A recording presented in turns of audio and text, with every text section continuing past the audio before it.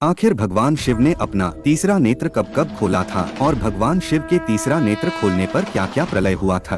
सभी देवी देवताओं और भगवानों में केवल महादेव के पास ही तीसरा नेत्र है, जो यदि खुल जाए तो संपूर्ण विनाश। माना जाता है कि शिव का तीसरा नेत्र आज्ञा चक्र पर स्थित है। आज्ञा चक्र ही चित्त और बुद्धि का केंद्र है।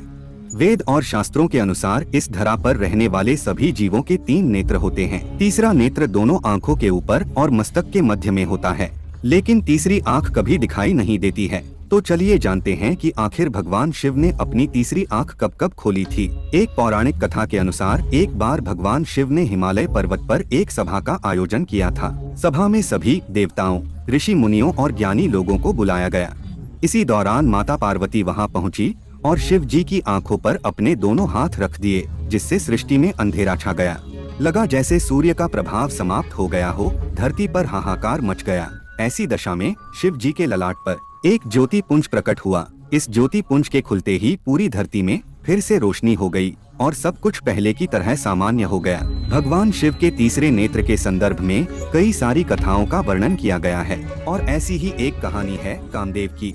एक बार दक्ष प्रजापति ने भव्य हवन का आयोजन किया और जानबूझकर हवन में माता सती और भगवान शिव को आमंत्रित नहीं किया, लेकिन वहां पर शिव के साथ हुए अपमान को माता सती सहन न कर सकी और उन्होंने आत्मदाह कर लिया। इस घटना के चलते भोलेनाथ इतने टूट गए कि वह वर्षों तक घोर तपस्या करते रहे। कहा जाता है कि समय के साथ माता सती का हिमालय की पुत्री के रूप में फिर जन्म हुआ, लेकिन भगवान शिव अपने ध्यान में इतना लीन थे कि उन्हें किसी बात का एहसास ही नहीं था। सभी देवता चाहते थे कि जल्द से जल्द माता पार्वती का शिव के साथ मिलन हो जाए, लेकिन उनके सभी प्रयास विफल साबित हुए। फिर अंत में थक हार कर उन्होंने कामदेव को मदद के लिए बुलाया। कामदेव ने एक आम के पेड़ के पीछे से पुष्प बाण चलाया, जो सीधे शिव के हृदय में जाकर लगा और उनका ध्यान भंग हो गया। अपने ध्यान के भंग होने से महाकाल इतने क्रोधित हो गए कि उन्होंने अपने तीसरे नेत्र से कामदेव को भस्म कर दिया। जब कामदेव की पत्नी ने शिव जी से गुहार लगाई कि उनके पति को पुनः जीवित कर दें, तब शिव ने कहा कि द्वापर युग में कामदेव भगवान कृष्ण के पुत्र के रूप में फिर जन्म लेंगे। ऐसी ही एक और कहानी है। कथा के अनुसार एक बार इंद्रदेव और गुरु बृहस्पति भगवान शिव के दर्शन के लिए कैलाश पर्वत जा रहे थे। तभी शिव जी ने दोनों की परीक्षा लेनी चाहिए। शिव जी भेष बदलकर अवधूत बन गए। इस रूप में शिव जी बहुत भयावह लग रहे थे।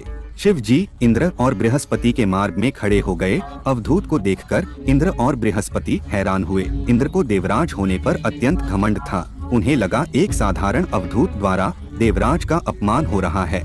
इंद्र ने अवधूत पर प्रहार करने के लिए अपना वज्र उठा लिया। इधर अवधूत के शरीर पर धधकती आग और चेहरे पर क्रोध देख बृहस्पति समझ गए कि ऐसा प्रचंड रूप केवल महादेव का ही हो सकता है। इसलिए बृहस्पति शिव जी के क्रोध को कम करने के लिए शिव जी की स्तुति गाने लगे। इतना ही नहीं, बृहस्पति ने इंद्र को महादेव के चरणों में लेटा दिया, जिससे इंद्र के प्राणों की रक्षा हो सके।